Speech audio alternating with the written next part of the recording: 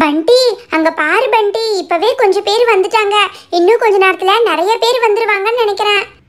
பக்கத்து வீட்டுக்காரங்க சொந்தக்காரங்கன்னு ஒவ்வொருத்தரை வர ஆரம்பிச்சிட்டாங்க போல இருக்கே. மாலா, அந்த டேபிள் எடுத்து போட சொன்னேன்ல மாலா. சரிங்கக்கா, போட்டுறேன்.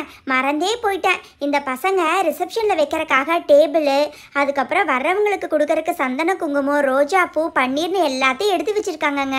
ஆண்டி, ஆமா ஆண்டி, கல்யாண வீட்ல எல்லாம் இந்த மாதிரி பார்த்துருக்கோம். நல்ல வேலைடா சிண்டு, நீங்க எல்லாரும் ஆளுக்கு ஒரு வேலையா பண்ணதுனால எனக்கு வேலை ரொம்ப கம்மியா போச்சு. ஆண்டி, இது பக்கத்துல இன்னொரு பிளேட்ல வந்து ரோஜா பூ வச்சுக்கோங்க ஆண்டி, எல்லாத்துக்கும் கொடுங்க. பன்னீர் கூட மேல தெளிச்சு விடுங்க, சாக்லேட் கூட வச்சுக்கோங்க ஆண்டி. கேட்டரிங் காரங்க வேற ஃபோன் பண்ணாங்க, இன்னும் ஒரு 10 நிமிஷத்துல வந்துருவாங்கன்னு நினைக்கிறேம்மா. அட, நம்ம கீதா வந்துட்டா. அக்கா நல்லா இருக்கீங்களா? வீடு ரொம்ப ஜம்முன்னு கட்டியிருக்கீங்கக்கா. நல்லா இருக்கேன் கீதா. நீ எல்லாம் நேற்று நைட்டே வந்திருக்கணும். இவ்வளோ லேட்டாவா வர்றது? அக்கா என்னக்கா பண்றது, இன்னைக்கு அறுவடை இருக்குக்கா. அதான் அம்மா அப்பா கூட 10 மணிக்கு மேலே தான் வருவாங்க. சரிங்கக்கா, நான் போய் வீட்டை சுற்றி பார்க்குறேன். டே சிண்டு, உன்னை பார்த்து எத்தனை நாள் ஆச்சு? வாடா. என்னடா இது, அப்படியே இங்கே உங்கள் அண்ணன் கூட செட்டில் ஆயிட்டியா? ஊர் பக்கம்லாம் வரமாட்டியா? என்ன கீதா இது, உன்னை நேற்று நைட்டே வர சொன்னா இவ்வளோ லேட்டாவா வர்றது? கணபதி ஹோமத்துக்காவது நீ வரலன்னு மாலா ரொம்ப வருத்தப்பட்டா. என்னக்கா பண்றது, இன்னைக்கு வேற அறுவடை நாள். அப்பாவுக்கு வேற காலில் அடிபட்டுருச்சுல்ல, அது எல்லாத்தையும் பார்த்துட்டு வர்றதுக்கு ரொம்ப லேட் ஆயிடுச்சுக்கா. அம்மாவும் அப்பாவும் 10 மணிக்கு மேலே வரேன்னு சொல்லியிருக்காங்க. அதுவும் கரெக்டு தான். அங்கே அம்மா அப்பாவுக்கு துணையா நீ ஒருத்தி தானே இருக்க. சரி, 10 மணிக்கு வந்துருவாங்கல்ல, அது வரைக்கும் சந்தோஷம்தான். ஹாய் கீதா, நீ வந்த உடனே சிண்டு உன்கிட்ட ஒட்டிக்கிட்டானா? கீதா, இந்த டைம் கண்டிப்பா நீ எங்க வீட்டில் வந்து 2 டேஸாவது ஸ்டே பண்ணிட்டு தான் ஊருக்கு போகணும். அதுக்கு என்னக்கா, எல்லாத்து வீட்லயும் ஆளுக்கு 2 நாள் தங்கிட்டே போறேன். ஏன் நான்சி, அது நம்ம ஸ்கூல் பிரின்சிபல் தானே? என்ன நான்சி, உங்க அம்மா பிரின்சிபல் மேம் எல்லாம் கூப்பிட்டுருக்காங்களா? போ நான்சி, அங்க பாரு. கரெக்டான அட்ரஸ்க்கு தான் வந்திருக்கேன்னு நினைக்கிறேன். ஹாய் நான்சி அம்மா, வீடு ரொம்ப நல்லா கட்டியிருக்கீங்களே. ஏங்க, இவங்க யாருன்னு உங்களுக்கு தெரியலையா?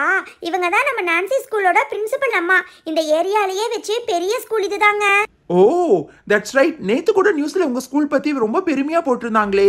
எவ்ரி இயர் உங்க ஸ்கூல்ல இருந்து நல்ல ரிசல்ட்ஸ் வருதுன்னு சொல்றாங்க. ரொம்ப சந்தோஷமா இருக்கு. லாஸ்ட் 25 இயர்ஸாகவே எங்கள் ஸ்கூல் ஸ்டூடெண்ட்ஸ் எல்லாருமே நல்ல ஸ்டேட் ரேங்க் வாங்கிட்டு இருக்காங்க.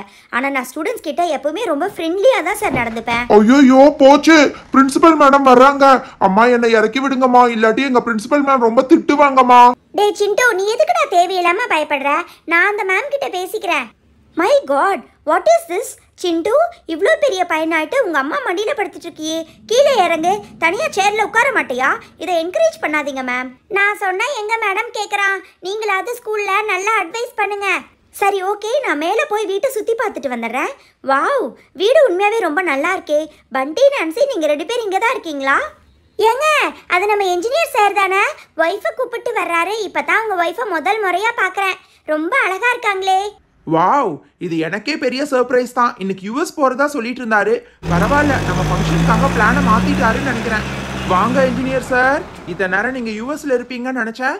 பரவாயில்லையே, எனக்காக கேன்சல் பண்ணிட்டு வந்துட்டீங்களா? எனிவேஸ், நீங்க ஃபேமிலியோட வந்ததுல எனக்கு ரொம்ப சந்தோஷம். 2 பேரும் வாங்க. அதேபடி உங்க ஃபங்க்ஷனை நான் மிஸ் பண்ணிட்டு யூஎஸ் போயிருவேனா?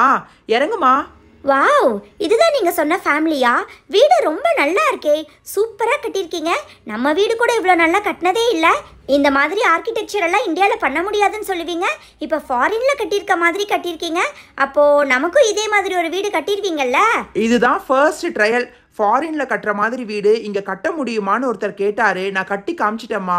உண்மையாகவே வீடு பார்க்கறதுக்கு ரொம்ப சூப்பராக இருக்குது பீட்டர். மேடம், என்ன நீங்கள் வெளியில் என்ன பேசிகிட்டு இருக்கீங்க? உள்ளே போய் பாருங்க. உள்ளே கூட சார் சூப்பராக கட்டி கொடுத்துருக்காரு. உங்களுக்கும் இதே மாதிரி இன்னொரு வீடு கட்டி தருவாரு. சிஸ்டர், நீங்க தேவையில்லாம சொல்லிட்டு இருக்காதீங்க. அதுக்கப்புறம் நேரா வீட்டுக்கு போன உடனே புது வீடு எப்ப கட்ட போறோன்னு கேட்க ஆரம்பிச்சிருவா. நீ உள்ள போமா. கீதா, இதுதான் என்ஜினியர் ஃபேமிலி. என்ஜினியர் ஏதோ துபாயில் வேலை பார்த்தாராம், அதனால தான் இந்த மாதிரி வீடு கட்டியிருக்காரு. இந்த மாதிரி நிறைய ரிலேட்டிவ்ஸ் கூப்பிட்டு ஹவுஸ் வார்மிங் செரிமனி பண்ணுறதெல்லாம் இன்னும் வில்லேஜஸில் தாங்க நடக்குது. சரி வாங்க, வீட்டுக்குள்ளே போய் பார்க்கலாம். மணி 6 போகுது, இன்னும் அந்த கேட்டரிங் காரங்க வரலையே. நீ ஒன்றும் டென்ஷன் ஆகாதம்மா. டிஃபன் எல்லாம் அவங்க 7:30 போது ரெடி பண்ணிடுவாங்க. அங்க பாரு, அவங்க ஆளுங்க தான் வந்துட்டு இருக்காங்கன்னு நினைக்கிறேன். வந்து மடமடன்னு 1 மணி நேரத்துல காலையில டிஃபன் வேலையை முடிச்சிருவாங்கம்மா. என்னங்க இது, காலையில் டிஃபன் செய்யறதுக்கு இவ்வளோ பேர் வந்திருக்காங்க? இந்த ஷெஃபோட ஸ்பெஷாலிட்டியே அதுதாம்மா. நிறைய பேர்த்த வச்சு கொஞ்ச நேரத்துல வேலையை முடிச்சிடுவாரு. என்னப்பா இது, சமையல் பாத்திரம், மளிகை சாமானம், மத்ததெல்லாம் எதையுமே காணமே, நீங்க மட்டும் வந்திருக்கீங்க? சார் எங்க குக்கு பின்னாடியே எல்லாத்தையும் எடுத்துட்டு வந்துருவாரு சார். எங்களை எல்லாத்தையும் வெட்டி எல்லாத்தையும் கரெக்டா பார்த்து வைக்க சொன்னாரு சார். இடம் எங்கன்னு சொல்லிட்டீங்கன்னா நாங்க எல்லாத்தையும் செட் பண்ண ஆரம்பிச்சிடுவோம் சார். நீங்க சொன்னது சரிதாங்க. இவங்களுக்கு போய் இடத்த காமிச்சிட்டு வந்துருங்க போங்க. எல்லாரும் வாங்கம்மா, நீங்க எங்க சமைக்கணும்னு காமிச்சிட்டு வந்துருவேன். என்ன சார், எல்லாத்தையும் நீங்களே பார்த்து கவனிச்சுக்குவீங்கல்ல?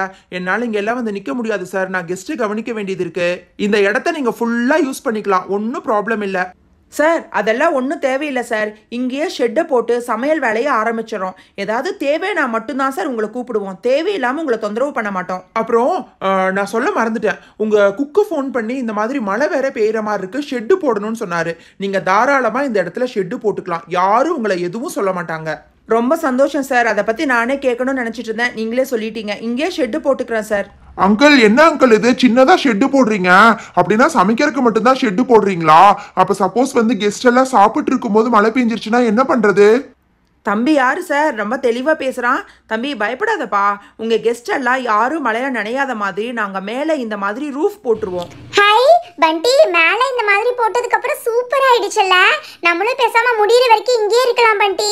ஆமா சார், பசங்க எப்படி இங்க தான் விளையாண்டுட்டு இருப்பாங்க. உங்களுக்கு ஏதாவது வேணும்னா பசங்க கிட்ட சொல்லி விடுங்க, நான் வர்றேன். சரி சார், அங்க நிறைய கெஸ்ட் வந்திருப்பாங்க, நான் போய் அவங்கள கவனிக்கிறேன். உங்களுக்கு ஏதாவது வேணும்னா என்னை கூப்பிட்டு விடுங்க. வாங்கம்மா, இன்னும் வந்து குக்கு வந்து 10 நிமிஷத்தில் வந்துருவாரு. நீங்கள் அதுக்குள்ளே எல்லா காய்கறி எல்லாம் எடுத்து வெட்ட ஆரம்பிங்க பார்க்கலாம். டிராக்டரில் நம்ம சமையலுக்கு தேவையான எல்லா காய்கறியும் இருக்குது. நீங்கள் முதல்ல டிஃபன் வேலையை முடிச்சுட்டு அதுக்கப்புறமா லஞ்சு பார்க்கலாம். வண்டி அண்ணா என்னண்ணா இது, டிஃபனுக்கு மட்டும் இவ்வளோ காய்கறி வந்திருக்கு, அது இல்லாமல் லஞ்சுக்கு தனியாவா? நான்சி அக்கா எத்தனை பேர்த்து தான் நீங்கள் கூப்பிட்டுருக்கீங்க?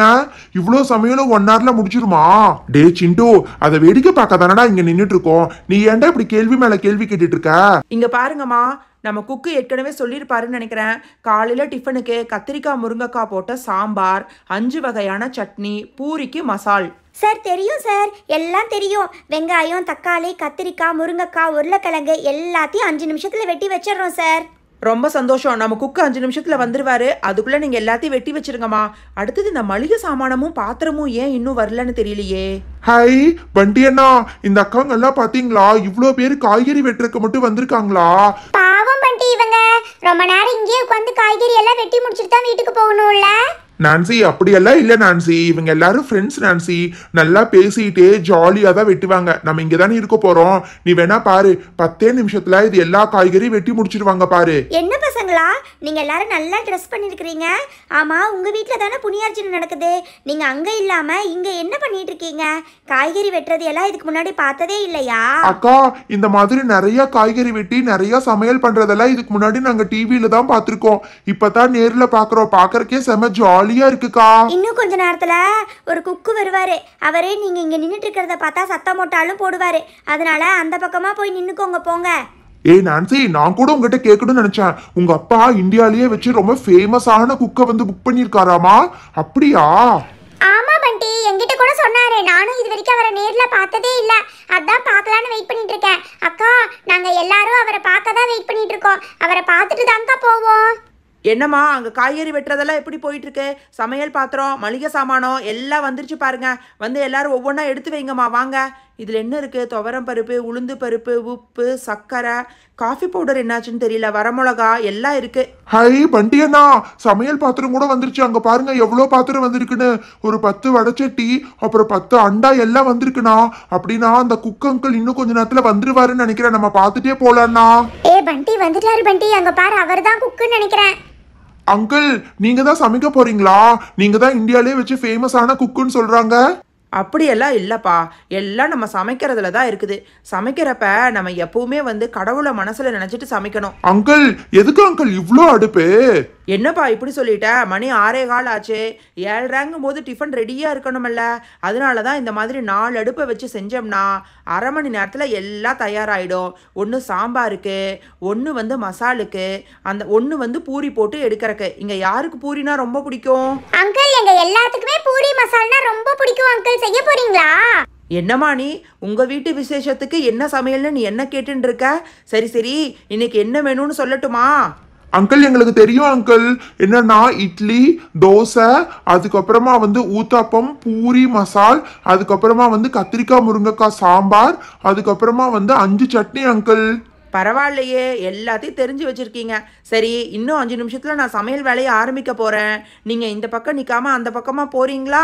அங்கிள் ப்ளீஸ் அங்கிள், நாங்க இவ்ளோ பெரிய சமையல் எல்லாம் பார்த்ததே இல்ல. சமையல் பண்ணும்போது நாங்களும் பக்கத்துல நிக்கிறோம் அங்கிள். சரி ஓகே, ஆனா இங்க இருக்கிறவங்க யாரையும் தொந்தரவு பண்ணக்கூடாது. அது மட்டும் இல்ல, நெருப்பு கிட்ட ரொம்ப ஜாக்கிரதையா இருக்கணும். கிட்ட போகக்கூடாது, எந்த பாத்திரத்தையும் தொடக்கூடாது. புரியுதாமா? ஓகே அங்கிள், நாங்க 3 பேரும் தள்ளி நின்னுப்போம் அங்கிள். அடுப்புக்கிட்டே போக மாட்டோம், யாரையும் தொந்தரவு பண்ண மாட்டோம் அங்கிள். Very good. இந்த லேடிஸ் எல்லாம் காய்கறி கட் பண்ணிட்டு இருக்கா. எல்லாம் ரெடி ஆயிருச்சான்னு பாத்திரலாமா? அதுக்கு முன்னாடி பருப்பு, உருளைக்கிழங்கு எல்லாத்தையும் வேக வைக்கிறதுக்கு முதல்ல எல்லா பாத்திரத்துலயும் தண்ணியை ஊத்திடலாம். நல்லா தண்ணி கொதிச்சதுக்கு அப்புறம் பருப்பை போட்டா 10 நிமிஷத்துல வெந்துரும். என்ன அங்கிள் இது இவ்ளோ பெரிய பாத்திரமா இருக்கு? 10 நிமிஷத்துல பருப்பு வேகுமா? அதெல்லாம் வெந்துருண்டாம்பி, நீ பார்க்கத்தானே போற. இந்த வடச்சட்டிலையும் கொஞ்சம் தண்ணி ஊத்துறேன், அப்பதான் வந்து சூடு கரெக்டா இருக்கும். என்னம்மா, கத்திரிக்காய், முருங்கைக்காய், வெங்காயம், தக்காளி, பச்சை மிளகா, அப்புறம் உருளைக்கிழங்கு எல்லாத்தையும் கட் பண்ணி கழுவி வச்சுட்டேலா இல்லையா? அண்ணா, எல்லாத்தையும் நாங்க கட் பண்ணி நல்லா தண்ணியில போட்டு கழுவி வச்சுட்டோம்னா. உங்களுக்கு என்ன வேணுமோ எடுத்துக்கோங்க. அடுத்தது லஞ்சுக்கு கூட காய்கறி கட் பண்ண ஆரம்பிச்சிட்டோம். ஹலோ ஃப்ரெண்ட்ஸ், எல்லாரும் எப்படி இருக்கீங்க? இந்த வீடியோக்கான கிவ்அவே கொஸ்டின், நான்சி வீட்டு கிரகப்பிரவேச ஃபங்க்ஷனுக்கு யார் யாரெல்லாம் கெஸ்டா வந்தாங்க? இந்த கொஸ்டினுக்கான ஆன்சரை டிஸ்பிளேல தெரியுற வாட்ஸ்அப் நம்பர் அனுப்பிச்சு வச்சிருங்க. ஏற்கனவே செலக்ட் ஆன எல்லா வின்னர்ஸ்க்கும் இன்னைக்கு தான் கிஃப்ட் டிஸ்பேச் ஆக போகுது. Thank you so much. Bye.